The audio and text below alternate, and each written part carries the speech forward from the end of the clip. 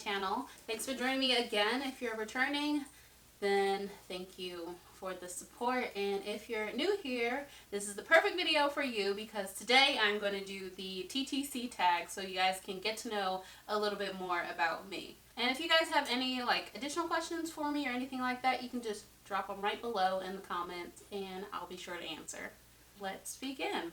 What is your name and how old are you? So my name is Mariah and I am 25 years old. Relationship status, I am married and happily married. So my husband's name is Jeremy and he is 40, soon to be 41. So yes, we are in an age gap marriage. How long have you been married? We have been married for almost 2 years. We're a few months shy of 2 years and we've been together for 5 years, or almost 5 years. How many kids do you have / want? Jeremy brought in 2 children from a previous marriage. Currently right now our household consists of 2 children, and I think I would say that I would like 2 more, but let's try to get that 1 to start. How long have you been TTCing? We have been TTCing since August, so we're rolling up on about 4 months now. Does your husband know all about the TTC cycle? No, I think the other day I just explained to him what's up with the OPKs and why I started doing them and what it means, but I also told him to not be alarmed if he sees it and sees 2 lines because it's probably not what he thinks it means. I kind of just keep him, I won't say keep him in the dark about it, but it's not like I talk to him about it a lot or all the time. If you could go back and talk to yourself at the beginning of the TTC journey, what words of encouragement would you give? Positivity, faith, and hope in the process. Stay calm and feel good about myself. The realist side of you can sometimes just suck all the optimism out of the TTC process. So I would say that. Any known obstacles or challenges to TTCing? So far, it's not small, but the obstacle or challenge that we had to face was my husband's vasectomy reversal. He got a vasectomy back in 2008, and he just got the reversal done a few months ago, so there was a 10-year span in between when he got the initial vasectomy done and got it reversed. We still don't know what the result of that was, and we have to get a sperm analysis done, and that'll be done next month, but we don't know. That might, prove to be a challenge, or the procedure might have just gone fabulous and everything might be in working order. We don't really know yet, but so far I don't have any fertility challenges or obstacles as far as my own body goes. Thank you, Jesus. But his reversal definitely may play a part in the length of time it may take us to actually conceive.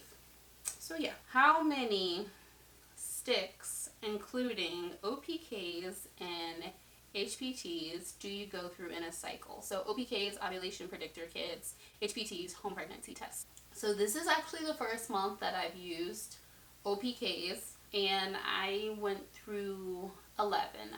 2 or 3 days before I got my surge, I tested twice a day, and then when I got it, I tested, I continued to test twice a day. It just so happens that I found my surge on the second test of the day. And then I tested 2 days following that. So I pretty much tested just as I was coming up on my surge, and then the 2 days following. So that amounted to 11 tests. Home pregnancy tests, I haven't taken those. I've taken 1. We are on cycle 4, and I've only taken 1 test, and the only reason why I took that test, it wasn't even because I thought that it was going to come out positive. I was spending a weekend with some friends, so I wanted to just make sure that I could drink. So it was like a peace of mind, just in case. Let me just test, and if I'm not, then I can go ahead and have a drink or 2. What keeps you busy during the 2-week wait? What keeps me busy is reading. I do a lot of reading. I just read up on healthy diets, and I also, go on forums. Baby Center is like a godsend, and I also use the forum or community on Glow, just to talk to other women about like where they're at in their process and things that they've gone through. And I think that's been like really helpful, is just to have that, just to have someone to lean on and someone to talk to about it. Other things that I do to keep busy, I clean. Or I'll go out occasionally and like I'll window shop or things like that. What is the earliest DPO you started testing? So I already told you that I only tested the one time, and that was just to be 100% sure that I was not pregnant. And that was, I believe it was around DPO 13 or 14. Going forward, I will probably try and test probably like 2 days before my period at the very earliest. I am trying to stick to not testing early and not getting into that obsessive crazy mode with just taking a test just to get my hopes up and be let down again. How many times a cycle do you ask someone else to squint at your sticks, asking if they see a second line? I have only asked that this cycle, and I've only asked that twice. The reason I asked was to pretty much get a clear sense of what my ovulation strips were supposed to look like once I did get a positive. I wanted to make sure that it was actually a true positive and not me just misreading the test. I truly feel like it's not going to be something that I'm really doing, because I feel like if I can't see it, then I feel like other women would be also guessing. But at the same time, I can't like fully say that, because I've never been in a position where I've actually tested and it's been a question. It's a yes or a no. But that's not to say that in the future, if I am truly unsure, I might not ask, but I'm more the type of person, I'll give it a couple of days, test again, and then go from there. Natural or medicated birth? In my mind, I think I planned for a medicated birth. And I think that's just because I just have a strong feeling that I'm going to try to go at it naturally, because I have this will and desire to do it, because it, I think it would be, I have this idea that it's just going to be better, even though it's going to involve excruciating amounts of pain. But at the end of the day, I already feel like if I go through all of that, and if I have a very long, extensive labor, and I am tired and just exhausted, and then wind up going with medication early anyway, it's going to be just like, why didn't I just do this earlier from the jump, instead of putting myself through all of that and waiting just to later on receive some type of medication. What gender are you hoping for? So I am definitely team green. I don't really hope really either way. What I hope for is to have, for one, I hope to get pregnant. For two, I hope to have a healthy pregnancy for both me and the child I'll be carrying.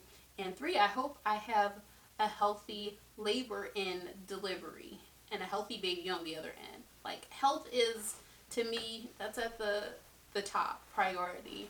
I'm not really worried about whether it's going to be a boy or a girl.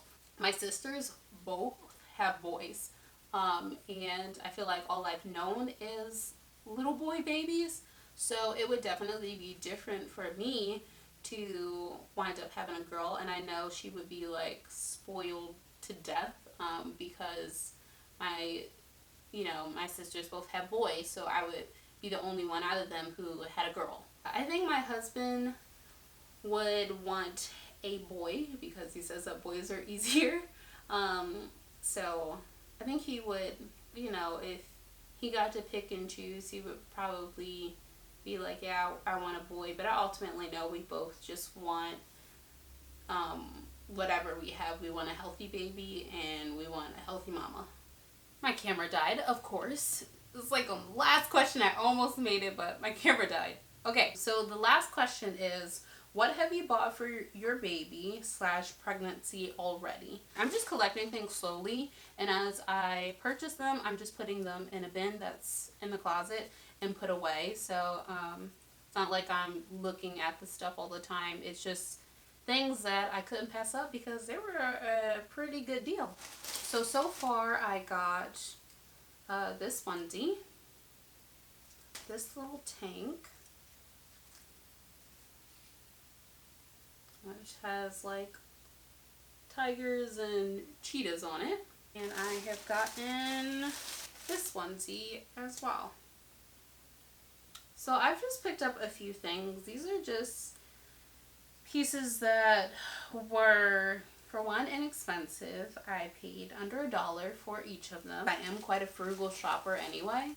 So those are the items that I got, and I'm going to just allow myself, if it's in my heart to do it and my spirit, and if I just have an urge to do it about once a cycle, I'm going to go and look. Mostly I look in the clearance section anyway, but I'm going to go and look for clearance baby clothes and items that I know that we will need in the future anyway, so might as well get them while I get a good deal. So I'm going to not go overboard, not go crazy, spend a bunch of money, but like I said, these items were under $1, and you can spend more than that on a cup of coffee. This is more of like an investment. It's a spiritual fertility investment for me. So yeah, that is what I have for you guys, and that is my tag. And I'm always open to good suggestions and healthy suggestions. So if you guys have any words of wisdom for me or anything like that, definitely let me know. Or you can, tell me interesting things that you guys have done to try to conceive, or crazy things that you've done to try to conceive. Also, don't forget to subscribe and hit that little bell so you don't miss my future videos. Like I said, we are going to be as open and transparent as possible with you guys throughout this whole process and whole journey. So I'm really looking forward to sharing more with you guys, and I hope you have an amazing week. Bye!